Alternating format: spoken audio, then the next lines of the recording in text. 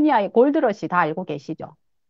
금광 캐러 사람들이 갔잖아요. 이 골드러시의 이야기가 제일 처음 나오거든요. 그 캘리포니아의 골드러시는 1948년도, 48년도 1월 24일에 제임스 마셜이라는 사람이 원래 목공소를 지으려고 제재소라고 합니까? 그 이죠. 나무 이렇게 하는 거. 네, 목재소라고 합니까? 그 목재소를 지으려고 하는데 거기 이제 용수로 이제 물이 필요했어요. 방수로를 찾다가 그 물 흘러가는 거기에서 금을 본 거예요, 이 사람이.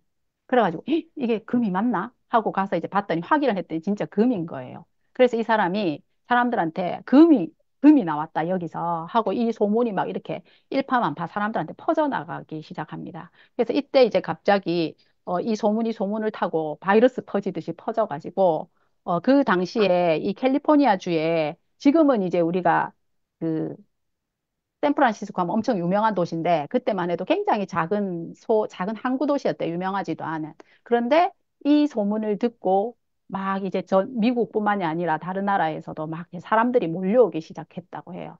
그렇게 해서 이 소규모 항구 도시가 이 몇 년 사이에 25만 명의 사람들이 몰려오면서 그 천막을 치고 다 사는 거죠. 천막촌처럼. 그렇게 해서 거대한 도시가 되었고 지금 오늘날까지 이제 신흥도시로 유명한 도시가 되었다고 합니다.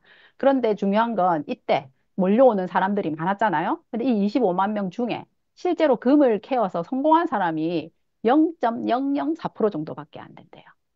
대부분의 사람들은 전염병, 위생적이지 않으니까 전염병으로 사망하고 또는 금 캐러 왔다가 늘 금을 캐는 건 아니잖아요. 밤 되면 또 해지면 못하니까 거기서 카드 게임하고 술 먹고 이러다가 탕진한 사람들도 엄청 많고 또 열심히 했지만 금을 얻지 못한 사람도 많고 그래서 대부분이 다 파산을 했대요. 그래서 그중에 일부만 금을 얻어가지고 갔다고 하거든요.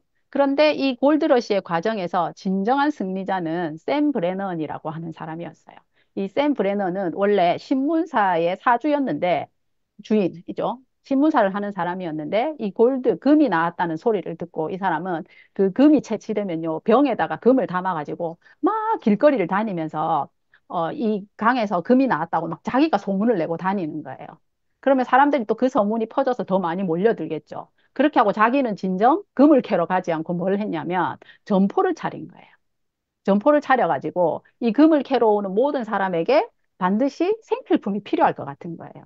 그래서 자기는 자기 점포에서 곡괭이, 삽, 텐트, 뭐 커피, 비누 이런 걸 파는 거예요. 옷 이런 거. 그렇게 해가지고 이 사람이 하루에 얼마를 벌었냐면 하루에 5천 달러를 벌었는데 그게 현재 돈으로 치면 5만 달러에 상당을 한대요. 그게 우리나라 돈으로 5만 달러면 거의 5천만 원 이상이거든요. 그러니까 매일 5천만 원 이상을 번 거예요, 이 사람이. 그 생필품을 팔아가지고. 그래서 실제로 그 골드러시 과정에서 가장 돈을 많이 번 사람은 샘 브레넌을 비롯해서 이런 점포를 운영한 사람이었다고 합니다. 그래서 그 당시에 금은 대부분이 금을 캐러 갔지만 다 파산하고 못했잖아요. 그래서 금이 아니고 뭐가 생필품이 금이었다라는 거. 그래서 이 샘 브레던이 이 사건을 보고 얘기를 합니다. 성공한 사람들은 정확하고 확실한 사실만 보고 믿고 거기에 따라 행동한다는 거예요. 근데 많은 사람들은 어때요? 금이 있다고 하니까 금을 캘 수도 있고 못 캘 수도 있는데 전부 그리로 더 많이 몰렸던 거죠. 근데 샘 브레더는 그 와중에서도 금은 채취할 수도 있고 못 할 수도 있지만 저 많은 사람들한테 생필품이 필요한 건 확실하다. 그래서 나는 생필품 장사를 해야겠다. 이렇게 해서 샘 브레던이 가장 돈을 많이 번 사람이 되었고 이 책에서 이 지은이는 확실한 사실을 보고 행동해라라고 얘기를 합니다. 이 책의 지은이는 프라이스 박사인데 프라이스 박사는 본인이 어떤 과정에서 그 확실한 사실을 보게 되냐면 이 사람이 부모님이 돌아가시고 유산을 상속받게 돼요. 그래서 그 유산을 정리하러 갔다가 두 가지 서류를 발견하게 됩니다. 하나는 뭐였냐면 집을 팔고 부모님이 살던 집이 4만 달러에 팔렸다 하는 그 문서를 발견하고 옆에 하나 문서가 더 있는데 그게 뭐였냐면 부모님이 쓰시던 가구, 액세서리 이런 거 있죠. 집안에 집기들 이런 것들이 전부 경매로 팔려가지고 한 1만 달러 정도의 돈으로 남아 있었던 거예요, 서류로. 그래서 이 사람이 그때 뭘 생각했냐면, 아, 집이 자산이 되는 건 맞는데, 엄마 아빠가 쓰던 이런 생활용품들이 돈이 되구나를 이때 이 사람이 자각을 하게 된 거예요. 그래서 그렇게 하고, 사람들이 사는 모습을 봤더니, 사람들이 일상생활을 유지하기 위해서 엄청난 돈을 끊임없이 계속 지출하고 있다는 걸 알게 됐어요. 그 생활 유지를 위해서. 그래서 이 사람이 그때 본 게 우리 집안 곳곳을 채우고 있는 생활용품. 이거는 우리가 가지고 있는, 소유하고 있는 집 못지않게 우리한테 훌륭한 자산이 될 수 있다라는 사실을 알게 된 거죠. 그래서 집안 곳곳을 둘러보니까 그 생활용품들이 이 사람 눈에는 마치 그 금처럼 보였던 거예요. 그래서 집안 곳곳이 우리 금으로 가득 차 있다 해서 책 제목을 하우스홀드 골드라고 이제 짓게 된 거죠, 이 사람이. 그래서 이 생필품의 자산으로서의 가치, 이거를 이 지은이는 정확하고 확실한 사실로서 인지하게 됩니다. 어, 여러분들은 언제 그걸 인지하셨습니까? 그죠? 저희도 처음엔 그런 생각을 못 했잖아요. 그죠? 예, 그래서 이제 우리가 이제부터 이 사람이 그래요. 우리들 집안에 있는 금을 찾아보자. 네, 여러분 집안에 금을 찾아보시는 겁니다. 자, 집안에 금을 찾아보면 일단 세탁실에 금이 있죠. 세탁실에 가면 뭐가 있냐면 선반 위에 쭉 둘러보시면 지금은 금으로 안 보이시겠지만 거기에 이제 세제가 있습니다. 세제가. 그죠? 세탁실에 세제가 있는데 한 가정이 평균 일주일에 10번 정도 세탁을 한대요. 일반 가정에서. 10번 정도 세탁을 하는데 한 가정에서 쓰는 세탁 세제 종류가 평균 8가지래요. 근데 우리도 보면은 되게 세제 종류를 좀 많이 쓰는 편이잖아요. 8가지나 된지 모르겠지만. 그래서 이 한 가정, 미국의 이제 사례를 이 사람이 드러났죠. 미국에서 이렇게 한 가정에서 일주일에 10번씩 세탁을 하고 8종류의 세제를 쓰고 있고, 그거를 계속 정기적으로 다시 구매하고 있다. 그리고 우리가 이제 화장실에 가시면 화장실에서 쓰는 우리 목욕용품들, 화장품들 이런 것도 이제 이 사람은 다 책에 나열을 해놨는데 그런 것들도 엄청나게 많죠. 그것들도 계속 재구매되어지는 거고 중요한 건 모든 가정에 다 있다는 거예요. 그게. 그리고 그 다음에 화장실에 가면 또 화장실에 여러 가지 제품들이 있고 또 우리 부엌에 가면 부엌에서 쓰는 세제뿐만이 아니라 냄비, 칼, 뭐 시리얼, 강아지 사료 뭐 이런 것부터 해서 생활용품의 종류들이 굉장히 많다는 겁니다.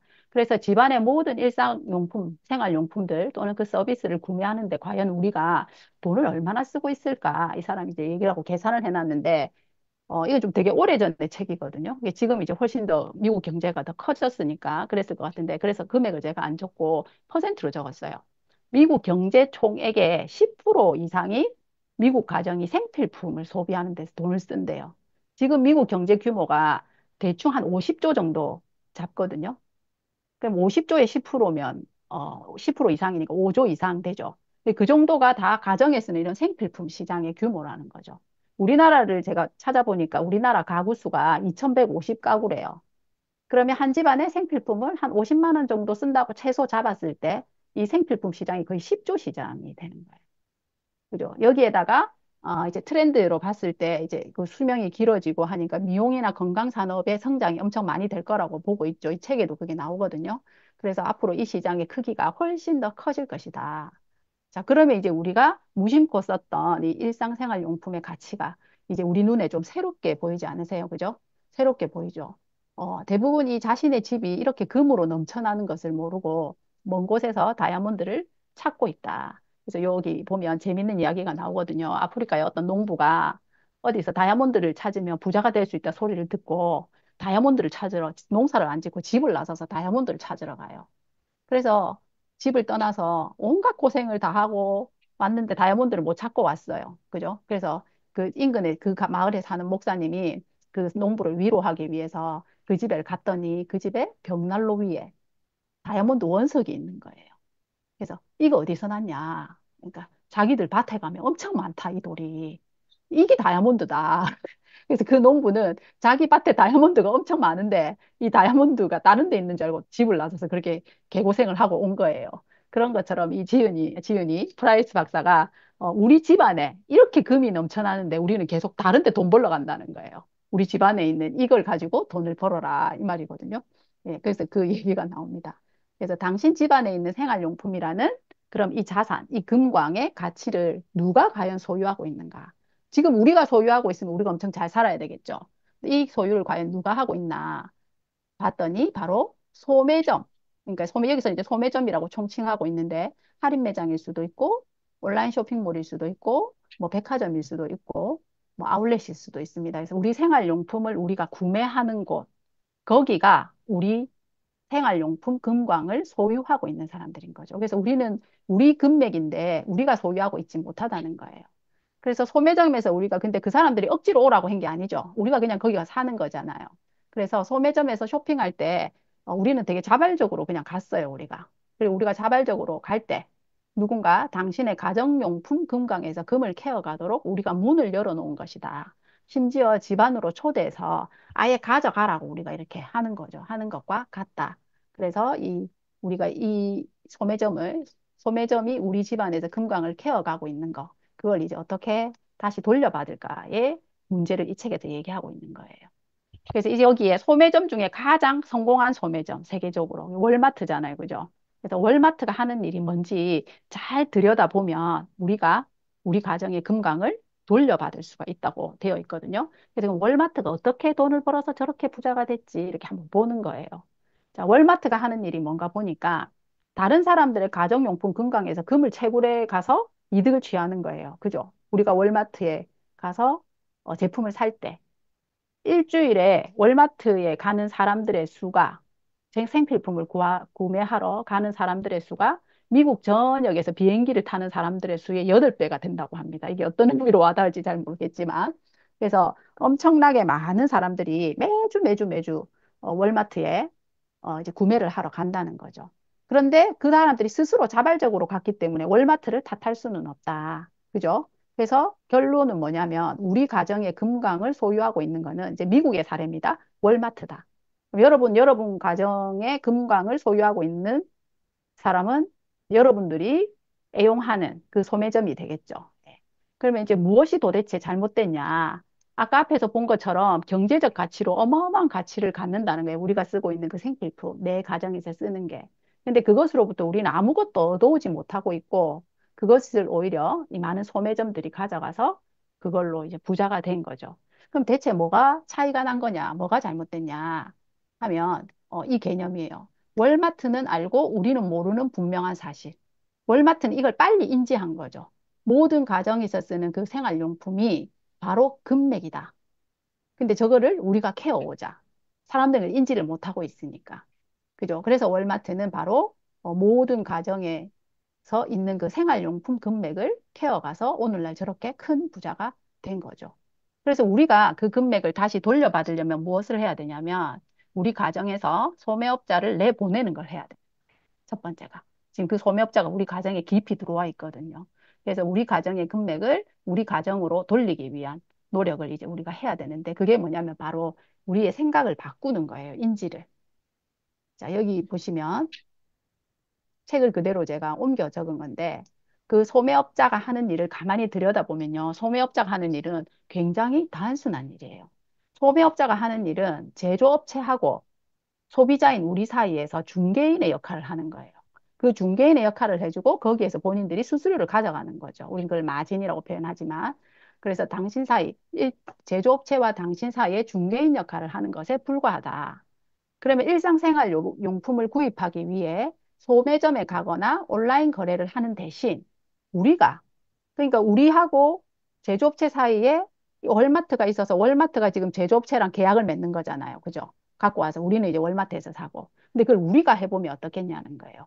공급업체 혹은 제조업체와 직접 거래할 수 있다면 어떻겠냐. 이 월마트를 빼버리고 당신이 공급업체와 계약을 맺고 모든 제품 관리는 그 사람들이 해주고 내가 필요할 때 그냥 상품만 배송해주면 어떨까? 너무 좋겠죠. 예, 공급업체가 당신이 구매하는 모든 제품을 할인해주고 또 원할 때는 환불까지 해주면 어떻겠는가? 너무 좋겠죠. 당신이 다른 사람들과 가정용품 건강의 개념을 공유하고, 근데 이제 우리 가정만 내가 그렇게 바꾸는 게 아니라 이 개념을 다른 사람들한테 알려주는 거예요. 월마트 가서 사지 말고 월마트를 빼내고 네가 제조업체랑 직거래를 하면 너희 가정의 금맥을 네가 돌려받을 수 있다라고 이제 그 개념을 공유하는 거죠. 그러면 그들 가정도 그렇게 바꾸겠죠. 그러면 그들 가정에서 어떤 생필품과 서비스를 구매할 때마다 나한테도 커미션과 보너스가 오는 거예요. 이게 바로 월마트가 하는 일인 거죠. 모든 가정의 생필품을 본인들이 공급하고 그 대신 그 중간에 커미션을 본인들이 가져가니까. 그래서 가정용품 건강이란 곧 매장 없는 자신만의 월마트를 소유하는 것과 같다. 그래서 우리가 월마트는 엄청 거대한 회사라고 생각하지만 사실은 그 일을 우리가 대체할 수 있다라는 거예요. 그래서 우리 가정뿐만이 아니라 모든 가정을 그와 같은 방법으로 제조업체와 직거래할 수 있도록 우리가 그 개념을 공유할 수 있다. 그래서 당신은 거대한 비용을 투자하지 않고도 월마트의 혜택을 누릴 수가 있다라는 게 이 책이 우리에게 이제 말해주고자 하는 내용입니다. 굉장히 심플한 내용인데 이걸 계속 반복해서 제가 좀 읽으면서 뭔가 이렇게 확 와닿는 게 있더라고요, 저한테. 그래서 그리고 샘월튼이 매장을 하나만 만든 게 아니죠. 크게 그냥 마트를 차려서 거기서만 소매 이익을 본 게 아니라 똑같은 매장을 여러 개 계속 만들잖아요. 그죠? 그래서 그 부인이 계속 남편이 자꾸 매장을 늘려갈 때 겁이 나는 거예요. 일을 자꾸 크게 벌리니까. 그래서 이제 고마해랑 제가 그만하지 왜 하노 이렇게 했는데 11번째 매장인가를 만들 때 더 이상 이 일을 멈출 수 없다는 걸 알았다는 게 그 말이 뭐냐면 막 커져가는 걸 이제 그때 느꼈다는 거예요. 그때 비로소 남편의 의도를 알게 됐다는 거예요, 이 여자가. 그래서 이 세멀튼이 하나의 매장에 만족하지 않았듯이 우리도 우리 가정의 것만 바꿔 쓰는 게 아니고 우리 가정의 금강만 캐는 게 아니라 세상의 모든 가정용품의 금강에서 금을 채굴할 수 있다는 거예요. 어떻게? 그 개념을 공유함으로 해서.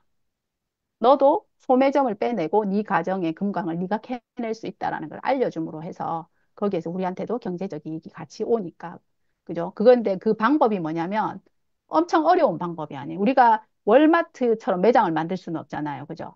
월마트 방법으로 월마트와 경쟁할 수는 없는데 아주 단순한 원리, 바로 구전 마케팅으로 그 일을 해낼 수가 있다는 거예요. 이 글자가 너무 많아서 모든 마케팅 저는 이제 요 글을 요거를 쓰면서 제가 굉장히 소름이 돋았어요. 요게 마케팅이란 뭘까를 여기 책에서 적어놨는데 모든 마케팅의 목표가 있는데요. 그 동일한 목표가 뭐냐면 바로 소비자 커뮤니티를 구축하는 일이라고 합니다. 근데 이 소비자 커뮤니티가 무엇이냐면 바로 사는 곳과 상관없이 동일한 관심, 목표, 가치관이 비슷한 사람들의 공동체를 의미한대요. 되게 특이한 게 특정 그룹에 속하는 사람들은 특정 제품과 서비스를 구매하는 경향이 강하다고 하는데 예를 들면 생협 같은 거 생각해 보세요. 생협에 계신 분들은 되게 비슷한 생각을 갖고 있지 않아요? 그죠? 되게 생각이 좀 비슷하거든요, 그분들은. 그래서 비슷한 활동들을 되게 많이 해요. 그런 것처럼 우리가, 우리가 같이 모여가지고 같은 제품을 쓰고 같은 방법으로 쇼핑하고 하는데 사실은 이렇게 모여있는 우리들도 굉장히 비슷한 가치관을 갖고 있다라는 거예요. 그리고 되게 삶에 대한 목표가 되게 비슷한 거예요. 관심거리도 되게 비슷한 거예요. 그런 것 같지 않으세요? 그래서 이게 단순한 구매 마케팅이고 구매를 위한 네트워크, 이렇게 사람들의 모임인데 사실은 그 안에 굉장히 깊은 관계가 있다는 거예요. 우리들의 삶과 함께. 그래서 제가 이 부분을 생각하면서 우리가 사람들 소비자들을 같이 만들지만 사실은 우리가 같은 가치관을 가진 사람들을 만나려고 하고 만들려고 하는구나 라는 생각을 되게 많이 했고 그러려고 하니까 구전 마케팅이 가장 효율적인 거예요. 우리는 이 구전 마케팅을 통해서 제품만 전달하는 게 아니라 사실은 우리들의 생각과 우리들의 가치관을 같이 전달하고 있는 거예요. 그렇지 않으세요, 여러분들? 저만 그런가요? 그래서 결국은 되게 같이 이렇게 팀들이 모여 있으면 비슷한 생각을 갖고 우리가 있잖아요. 그죠? 보면은 마음의 모양도 좀 비슷하고. 그래서 이 부분이 되게 제가 이 부분 할 때, 좀 와닿더라고요. 그래서 마케팅의 목적, 모든 마케팅의 목적은 당신의 상품과 서비스를 구매할 소비자 커뮤니티를 확인하고 구축하는 것이다. 이것을 위해서 가장 좋은 방법이 바로 그 입소문을 통한 마케팅이고, 당신의 집안에 있는 상품과 서비스를 금강으로 바꾸려면 먼저 당신이 제품의 유통 경로에 참여해서 그 공급자, 대리인 역할을 맡아야 한다. 그러니까 중간에 그걸 소매상들이 하는 역할인 거예요. 그걸 이제 내가 대신 해야 된다는 거죠. 그래서 이 입소문 마케팅으로 소비자 커뮤니티를 구축한다. 근데 그게 다 관심이 동일하고 목표 가치관이 비슷한 사람들과 이게 되게 핵심인 거예요. 우리가 이거를 전달하고 싶은데 아무한테나 전달하는 게 아니라는 거예요. 관심이 동일하고 목표나 가치관이 비슷한 사람들에게 결국은 전달된다는 거죠, 이게. 요게 이제 되게 제가 요번 이 책을 읽을 때 건진 부분이에요. 그래서 열린 마음과 그리고 이 일을 잘 하기 위해서 필요한 세 가지가 있는데 그게 바로 열린 마음, 그 다음에 배우고자 하는 열의, 일하려는 의지, 요 세 가지를 갖추고 있으면 당신 가정용품 금강에서 얼마든지 금을 쓸어 담을 수 있다. 얼마나 많은 금을 쓸어 담느냐는 바로 당신에게 달려 있다라고 얘기를 합니다. 그래서 이 마지막에 이제 이 부분이 마지막에 나오거든요. 왜 이걸 이렇게 우리가 그러면 해야 되느냐? 그냥 남들이 가져가든지 말든지 뭐 그냥 내 먹고 살면 되지. 이렇게 생각할 수 있잖아요. 그죠? 그런데 우리가 이렇게 해야 되는 이유는 바로 지금 세상이 바뀌고 있기 때문이죠. 수입원을 다각화하지 않으면 이제 살아남기 어려운 시대가 왔다. 그래서 지금 산업이 글로벌화되고 또 거기서 세월이 더 많이, 이 책이 써졌을 때보다 또 세월이 더 많이 지나서 이젠 AI가 엄청 많이 나오게 됐죠. 그래서 예전에 산업이 글로벌화 됐을 때는 현장 노동자들의 일자리가 없어졌다고 해요. 그런데 지금은 이제 전문직 일자리라든지 사무실 노동자들의 일자리가 계속 줄어들고 있다고 합니다. 그래서 점점 악화되는 이 실업의 상황, 이런 상황들 때문에 우리가 더 나은 삶을 위해서는 무엇인가를 해야 되는데 저는 이 책에 요 문구가 그대로 있는데 되게 짠한 거예요, 이게. 정말 우리들의 모습이 이게 아닐까 생각이 들었는데 제가 한번 읽어볼게요. 중산층은 간신히 버티고 있다. 오늘날 맞벌이 가정도 치솟는 생활비, 건강관리비, 교육비 등을 감당하기 어려워하고 있다. 더구나 이들은 은퇴 준비를 위해 저축도 해야 하고 대출금도 갚아야 한다. 우리가 이제 전형적인 중산층의 모습을 보면 집은 되게 좋다는 거예요. 우리는 이제 우리는 아파트에 살지만 이제 미국 같은 경우 집은 좋아 보이고 잔디도 잘 다듬어져 있다. 아이들은 미소 짓고 있지만 아빠와 엄마의 표정은 밝지 않다. 왜 그럴까? 안정적인 중산층이라는 피켓의 이면에는 재앙의 그림자가 어른거리고 있기 때문이다. 당신의 삶은 어떤가? 당신은 현재의 직업에 만족하는가? 당신의 가정 경제는 안정적인가? 당신은 은퇴 이후를 위해 돈을 저축하고 있는가? 당신은 매달 신용카드 대금을 잘 갚고 있는가? 이들 질문 중에서 하나라도 아니오라고 대답했다면 재난이 닥치기 전에 무언가 행동을 취해야 한다.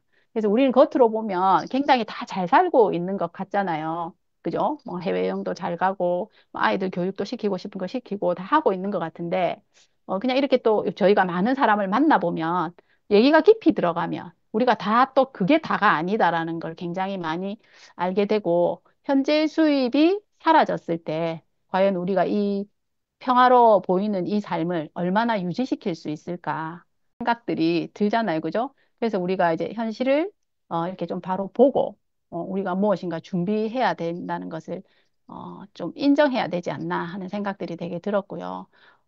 가정용품 금강에서 금을 캐는 독립적인 사업가가 되면 이제 이 사람 이게 대안으로 우리에게 얘기하는 거죠. 일상생활에 필요한 돈을 지출하면서 이 돈은 자본이 들지가 않고 우리 생활용품 바꿔 쓰는 걸로 하는 거잖아요. 시작하는 거잖아요. 그죠?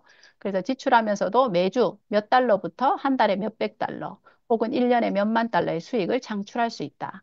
이 사업은 우리 프랜차이즈와 달리 시작할 때 많은 자본금이 필요치 않다. 특히 당신은 가정용품 금강에서 금을 캐내기 위해 직장을 그만둘 필요가 없다. 현재의 직업을 유지하면서 저녁 시간과 주말을 활용해 다른 사람들과 그 개념을 공유하는 것만으로도 수입원을 다양화할 수 있다. 이것이 바로 가정용품 금강에서 금을 캐는 사업의 핵심이다. 당신은 파트타임으로 일할 수도 있고 전업으로 해도 된다. 빠르거나 느리게 금을 캘 수도 있고 많이 혹은 적게 캘 수도 있다. 그것은 오로지 당신의 필요, 목표, 재능, 그리고 노력에 달려 있다. 이렇게 되어 있는데요. 제가 이게 되게 기본적인 책인데 제가 이 책을 선정한 이유는 우리 사업은 개념을 바로 이해하는 것만으로도 굉장히 동기부여 될 수 있다고 생각하거든요. 그래서 우리가 이 사업을 굉장히 잘 안다고 생각하지만 사실은 우리가 정말 잘 알고 있을까에 대한 질문을 스스로에게 제가 좀 던지게 되었고 우리가 이 사업에 대한 개념을 정확하게 이해하는 것만으로도 많은 사람들한테 자연스럽게 이 개념을 전달할 수 있잖아요. 그죠? 그래서 이 사업의 본질을 이해하는 거, 그게 가장 중요하지 않나 하는 의미에서 제가 이 책을 먼저 1번으로 선정을 했는데, 어, 여러분들은 어떠셨어요? 이렇게 제가 이제 책을 요약해서 말씀드렸는데, 그래서 이게 뭐 사업은 둘째 치더라도 일단 내 가정에 있는 금광을 다른 사람이 캐가는 걸 그냥 놔둘 수는 없잖아요. 그죠? 그래서 내 가정에 있는 이 금광을 일단은 적게나마 내가 캘 수 있도록 하는 거기서부터 이제 시작하지 않나라는 생각이 들고, 요 개념을 진짜 바로 이해하는 게 저는 너무 중요하다고 생각해요. 왜냐하면 우리가 이제 이제 결국 다 비즈니스 하시는 분이니까 비즈니스를 해보면 사업을 하기 위해서 제품을 바꿔 쓰는 사람들이 있거든요. 내가 이 사업을 하니까 그냥 이 제품을 바꿔 쓰고 사업을 안 하면 제품을 안 쓰고 이렇게 생각하는 사람이 많은데 그건 이 개념을 정확하게 이해하지 못하신 거죠. 예, 진짜 이해하지 못하신 거죠. 이거를 진짜 제대로 이해하면 다른 마트에 가서 제품을 살 수가 없어요. 아까워서. 저는 이제 이 개념을 처음 이해하고 우리는 흔히 PV가 없는 제품이라고 하지만 그 PV가 의미하는 게 뭐냐면 바로 소매업자들이 가져갔던 몫이잖아요. 그죠? 그래서 그 소매업자들이 가져갔던 그 몫을 내가 다시 지불하는 게 너무 아깝더라고요, 저는. 그래서 이제 저는 이제 제품을 내 마트에서 사는 것부터 이제 이 일을 이렇게 시작했거든요. 그래서 여러분들이 이 개념을 제대로 이해하면 이 사업을 하나 안 하나를 별로 고민할 필요도 없고 해서 손해볼 게 하나도 없고 안 하면 손해인 거잖아요. 그죠? 안 하면 일단 제품을 안 바꿔 쓰면. 그래서 요 개념을 정확하게 이해하는 게 우리가 우리 가정 경제를 이렇게 돌리는데 첫 번째 할 일이 아닐까라는 생각이 들어서 제가 이 책을 먼저 했습니다. 여러분들 이미 다 아는 개념이시죠? 어떠세요? 뭐, 왜 영신 리더님 고개를 흔들면 어떡해요? 저는 오늘 그 아까 앞에 말씀드린 것처럼 너무 당연한 개념인데 오늘 제가 이 책을 세 번째 딱 읽으면서 소름이 딱 돋았거든요. 그래서 제가 너무 내가 이 책을 하기를 잘했다. 왜냐하면 그 소름 돋는 그 마음과 그 팩트를 제가 전달하는 게 되게 중요하다는 생각을 했어요. 그래서 그거를 제가 좀 다시 인지하게 되어가지고 오늘 되게 저한테는 의미 있는 시간이었는데 여러분들한테는 어떤 시간이었는지 제가 이걸 막 시키고 이러면 여러분 부담스럽죠? 그래도 오늘 첫날이니까 자발적으로 아니면 이제 또 다음 시간 다음 달에도 뭔가를 이제 진행해야 되는데 아직 다음 달 책을 제가 뭘 할까 안 정했거든요. 그래서 그런 거에 대한 의견을 조금 주시면 제가 참고해서 다음 달 책을 또 선정해서 그냥 이 시간에는 편하게 오셔가지고 그냥 책 한 권 읽는다 생각하시면 될 것 같아요. 피드백을 주실 분 있으세요? 오늘 이 책을 안 읽어보신 분 계세요? 나 아직 안 읽어보신 분. 우리 김은영 리더님이신가요? 책을 안 읽어보셨는데, 그러면 제가 신뢰가 안 된다면, 제 말이 무슨 말인지 혹시 알아들게 제가 설명을 했는지 궁금해가지고, 개념이 조금 도움이 되셨는지 제가 말씀 좀 드려도 될까요? 지금 음소거가 돼 있어요. 다시. 음소거가 안 풀렸는데, 제가, 예, 네, 됐어요. 예. 저는 이 책을 안 읽었는데, 네. 또 모르는 상태에서 그냥 처음인데 도움이 되는 것 같아요. 아, 도움이 되셨어요? 예, 네. 감사합니다. 네. 특별히 좀 와닿는 개념이 있었어요? 와닿는 거요? 네. 저는, 그러니까 여기 수업이 처음 들어오고, 음, 그러니까 예, 그러니까 모든 게 처음인데, 한번 들어와서 들으면 좋겠다는 말을 들었는데, 네. 음, 제가, 그러니까, 여기 계신 분들이 다 아메이 회원님들이죠. 인분도 있고 이제 아니신가? 이렇게 초대되신 분도 계세요. 아, 그래서 이 그러니까, 시간은 꼭 회원이 아니어도 예, 그냥 책 읽으러 오시는 아, 시간이거든요. 예. 그러니까 저는, 그러니까, 아메이 한 지도 얼마 안 되고, 그냥 제가 소비자 입장에 쓰는 입장인데, 그거 하고 연계가 되는 것 같아요. 음, 예, 네. 그러면 은영 음, 리더님 가정에 이제 흐르는 금맥이 인지가 되신 것 같아요. 예. 그런 것 네, 같습니다. 네, 감사합니다. 네, 감사합니다. 네, 가정의 금맥을 많이 많이 캐시길 바랍니다. 네, 감사합니다. 네. 네, 우리 또 다 책을 읽으시긴 하셨지만 또 이번 시간에 어떻게 또 새롭게 와 닿으셨는지 제가 이제 다음 책을 선정하는데 되게 고민인 게 이렇게 너무 당연히 다 아는 책을 또 해야 되는지 아니면 전혀 다른 책을 하는 게 더 나을지 조금 고민이거든요. 어떻게 하는 게 좋을까요? 우리 리더님 도움 말씀 부탁드립니다. 전 항상 이경은 리더님의 그 능력을 믿습니다. 그래서, 이런 도움이 되는, 그러니까 우리가 읽고 있는 책도 도움이 될 거라고 생각을 하고, 우리가 읽고 읽지 못한 어떤 책도 도움이 될 거라고 생각을 하거든요. 그러니까 도움이 될 책을 고르는 능력을 이경은 리더님의 능력을 믿습니다. 네, 감사합니다. 제 맘대로 해라. 이 말씀이시죠, 지금? 네, 알겠습니다. 그냥 제가 보고 우리 모두에게 같이 생각하고 좀 생각할 거리가 되는 것들을 제가 또 골라보도록 하겠습니다. 그래서 저는 원래 처음에는 이 사업자분들이 계시면 사업 개념을 이해하는데 도움이 되시겠다 싶어가지고 되게 기초적인 거 처음 이제 골랐거든요. 예, 그런데 저 다음에는 또 다른 생각으로 제 필대로 제 맘대로 골라보도록 하겠습니다. 그리고 오늘 우리 스폰서님 들어오셨는데 격려의 말씀 부탁드립니다. 국민팀에 무슨 격려의 말씀이 필요하겠습니까? 네, 어쨌든 이경은 리더님께서 또 한 권의 책을 잘 읽어주셨는데요. 또 우리는 옆에서 딸이 내가 이 경은 이모 하는 거 잘 들어라 이랬더니 잘 듣더니 계속 막 그러더니 나가버리고 없거든요 지금.